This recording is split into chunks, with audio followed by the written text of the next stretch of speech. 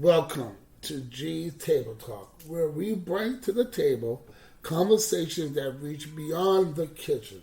I'm your host, Gideon. Today we'll be bringing to the table how we got started and what is G's Flavor House and where we hope to be. I'm here with my lovely daughter, Kiera. How are you doing? Hi, I'm doing very, very good. And how are you today? I'm doing awesome. Awesome. So I came here with a couple questions for you. Okay, go ahead.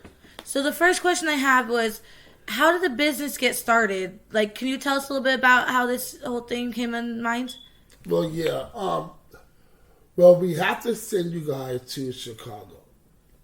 And the church decided we were all the families were going to do a fundraiser to be able to help sponsor the kids that was going to Chicago. So to make a long story short, me and my wife, we decided, okay, I've been doing barbecue for a very long time. I think ever since I was like 18, 17 years old.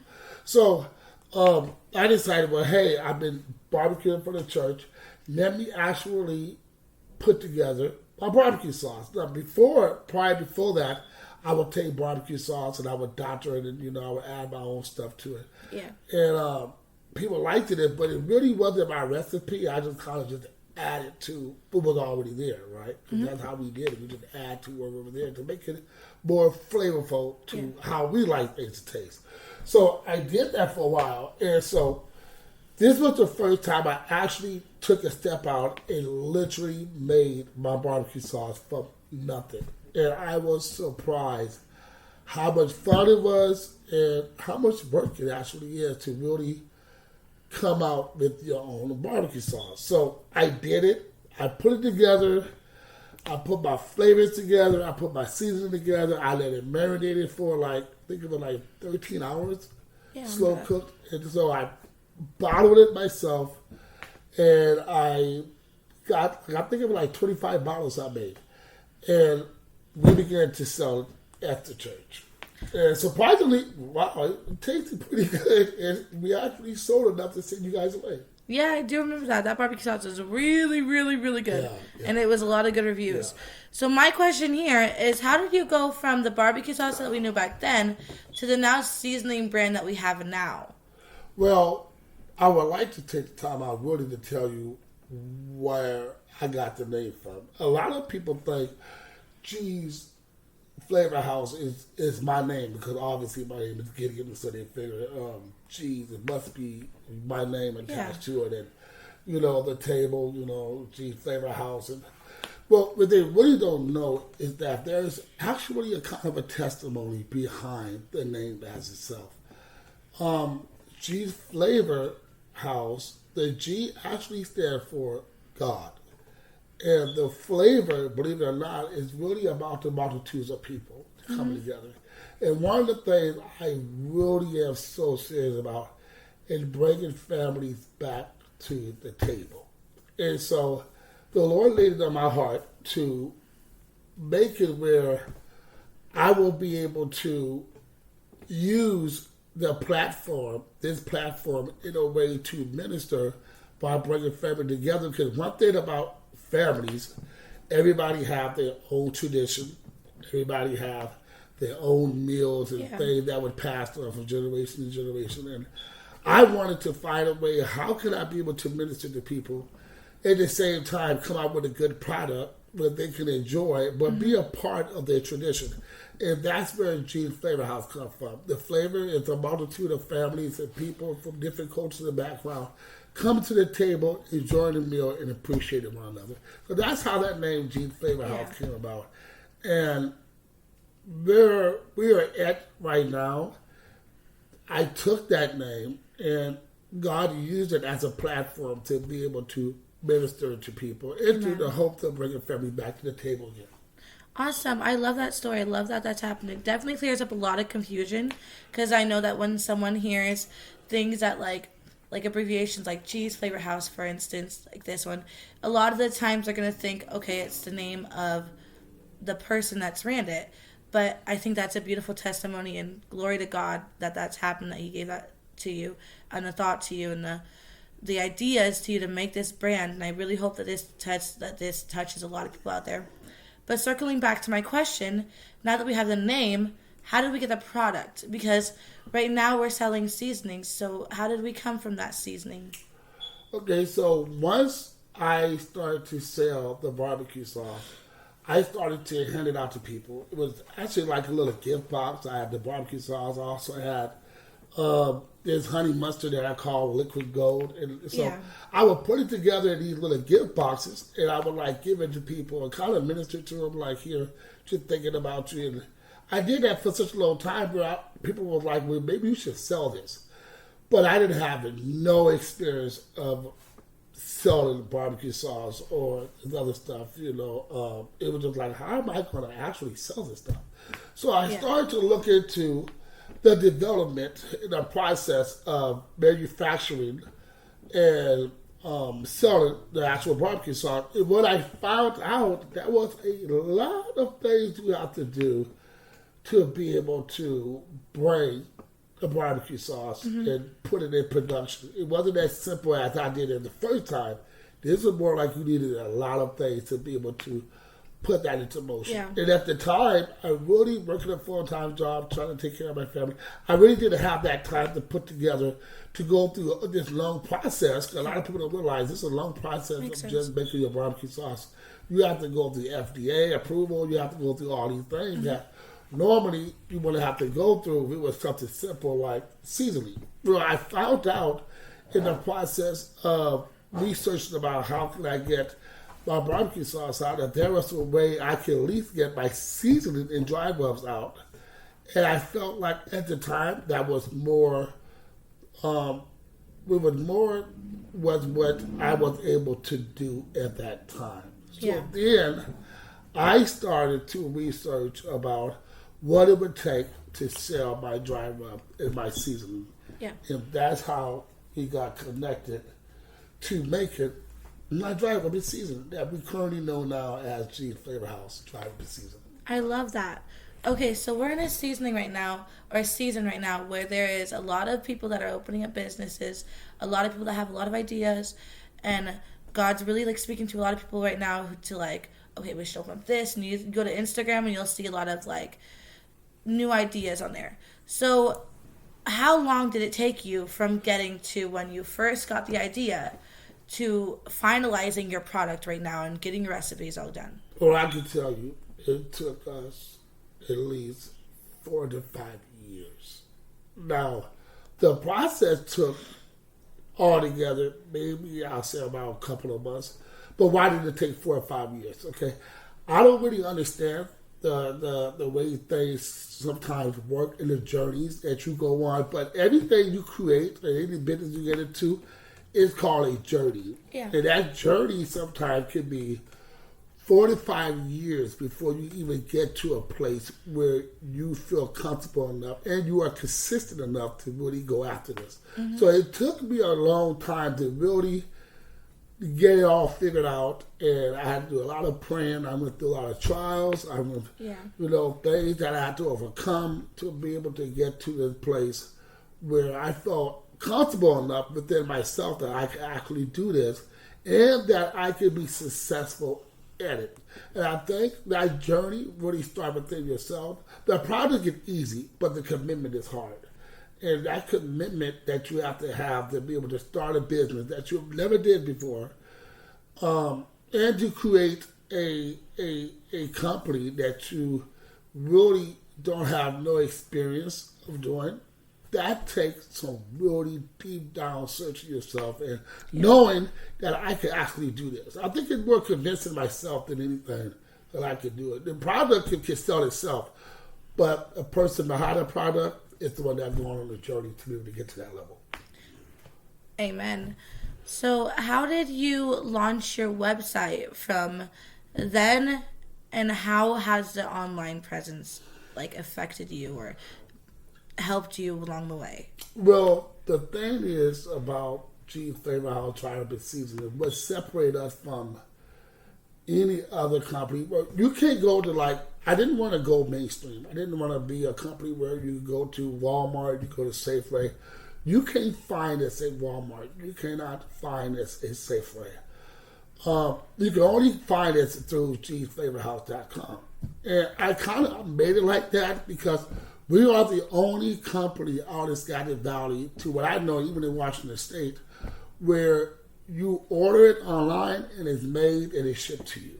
It's not some seasoning somewhere stored away.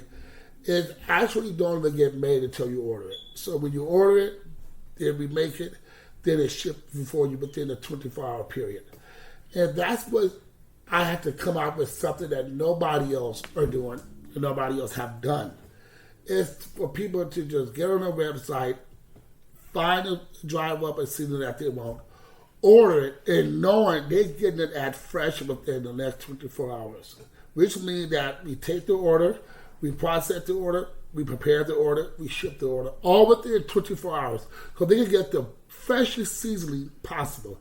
And that is one of the things we thrive off of. We are not a business that have seasonings and dry rub stored away for days and weeks. You know, you don't really know how fresh it is. You're getting it freshly made. And that is the thing that separates us from a lot of other companies. That how fresh we are, our turnover, and what we bring to your table. And I feel that's very important.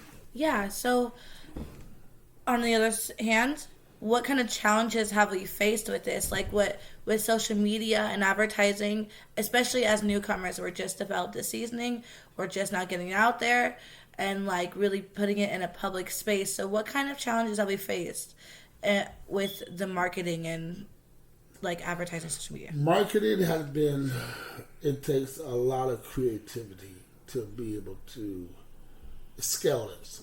And I get a lot of my creativity through prayer. I pray a lot about this. And God give me visions. You know, He give me thoughts. And, you know, it's like you're making a recipe and you're getting bits of information on how to put this meal together. So I kind of get that from God. He talked to me about it. And I take it and I create what I feel He talked to me about. So I'm very much connected to that creativity side through prayer. And so the advertisement have been a challenge because, like I said, I've never did it before. I have my daughter, who is Abigail. She is Courtney's sister. She is really good with technical stuff. So she know how to do the advertisement. She know how to do the recording. She know how to do the Instagram and Facebook. She is very good with that stuff. So I kind of let her run with that. She showed me how to market certain things, and I have the idea, she has the marketing, and my daughter Kiera, which is obviously you, and my beautiful wife, they also help out and contribute. And so it's just one big family coming together and figuring this out. So it has been a challenge when it comes down to advertising this. But like I said, for the most part, I think I'm going to be interviewing her sometime in the next couple of weeks. Yeah. And she's going to actually go into the advertisement part and the social media part and how to put it all together. I love that, and I can't wait to see her on here. So what are the goals that we have for the future? Like, tell us a little bit about your plans for, like, expansion and, like, new ideas that you're going to have that you get to come. Well, there are some very interesting new things we are going to be implemented on cheeseflavorhouse.com, our website. I want to try new fun flavors. I want to try flavors that appeal to not just the adults, but as well as kids. Yeah. I want to have it where the kids are just happy about getting online and ordering. They drive up and season it. You'll be surprised. Kids are very smart. They love to cook. Once you teach them, they make the most amazing things to be kid-like. So I want to be able to appeal to the children also, get them involved in cooking, get their mother involved in cooking, their dad involved in cooking. So to make a long story short, we're going to be aiming towards coming out with fun flavors for our children to be able to be a part of, so they can engage in the family meal planning and prepping. So we're looking forward to that. Obviously, we got the podcast. Today is our first day we're doing it. We're very excited about that and where it's going to take us to. We're going to be doing a co-op. We're interested in getting into it. I don't want to do too many commercialized places. I want to really stay local. We also want to be a participant in anybody out there. They have a fundraiser they wanted to be a part of. I would like to be a part of that stuff. Get out there and help them do their fundraiser and etc. And we are very strong about bringing family together. So we're going to be implementing new fun flavors that's going to be exciting for the mother and the father and the kids to come together and make. I love that. I'm really excited for that. Speaking of bringing families together, our mission seems to be focused on friends and family and, bringing friends and family together. So can you elaborate, where did this vision come from? What made you decide to make that our mission statement? Well, you look at today's family, the average family that come together is very rare. And that have really broken up the home. They have broken up the engagement of mother and daughter and father and son. Ever since the internet came out and cell phones came out and all these other distractions from the family that came out, you see less and less of families coming together, which in terms you have broken family because they have so much distraction out there. Yeah. My hope and one of my passions is I truly believe in order to eliminate or help to contribute to getting rid of all of these violence that's going on with our teenagers, us as parents have to pay closer attention to our children. And what better place to start that than at the dinner table? You come together with your children, you ask them about their day, you talk, you conversate, and I'm a strong believer that when we do that, when we put away the cell phones, when we put away the laptops, when we come together as family and sit down and talk, you will be surprised what you will find out about your kids. And I think to be able to start a loving home, you must start at the table. I agree with that. Ever since we were children, always learn. We come to the table, we put the phones away, we spend time as a family, and I definitely think that that's one of the many, many things that makes our family so close. So I remember when we were kids, you and Abby used to cook. You always had fun. I always see smiles on your faces. Teaching even me as a kid. We'd learn how to cook, and it'd be really, really fun. How do you aim to make cooking more fun and affordable for the customers that come, and even for the little ones or from the adults? What's your goal to make it more fun? Well, one of the goals is to every family and every culture have their own way of cooking their food and flavoring their food. My mission is to invest into those cultures and to find out what type of spices, what type of season they use, and to create a season and a spice that is catered to their family tradition. So it's not that I'm taking away for what their family tradition is. I want to be a part that add to it. Mm-hmm. So when they sit down, they make their goulash for Native American, they make their collard greens for African American, they make their teriyaki, and etc. I want to be a part of that meal. My whole thing is being a part of family culture tradition, so that they will not see us as, I guess, just an ordinary seasoning or ordinary spice, but they will actually see us as a member of their family. And that's my dream, is to be a member of their family at the dinner table. That's amazing. You pretty much answered my last question, which was, what does it mean to be part of your customer's tradition? So that's all the questions I have for you today. We really appreciate you answering them. Well, thank you for joining me today. This has been a very awesome opportunity that I have to be able to explain to our audience what we are looking forward to bringing to our to their kitchen, I should say, and how we desire to play a very critical role in their tradition, and hopefully the mission, like I said, to bring families together, will be an icon of what this business stands for. And thank you for coming to our table. We hope that you will see us next week and continually to hear from us as we come out with new topics and new recipes and new ideas. I'm really looking forward to hearing from you guys. So if you have anything you want us to particularly talk about, new recipes, please DM us. You can get a hold of us at gflavorhouse.com. Next week, I'm going to be talking to my lovely wife. She's going to be sharing her in and what her thoughts and what her plans are and how she felt about this whole thing. So we can kind of wrap this up, and we're going to continue this so that our customers and our audience will know exactly what G's Flavor House stands for and how we can be a very special part of their dinner and their family as well as their tradition. At G's Flavor House, like always, we keep it flavorful, we keep it simple. Please keep it G's Flavor House.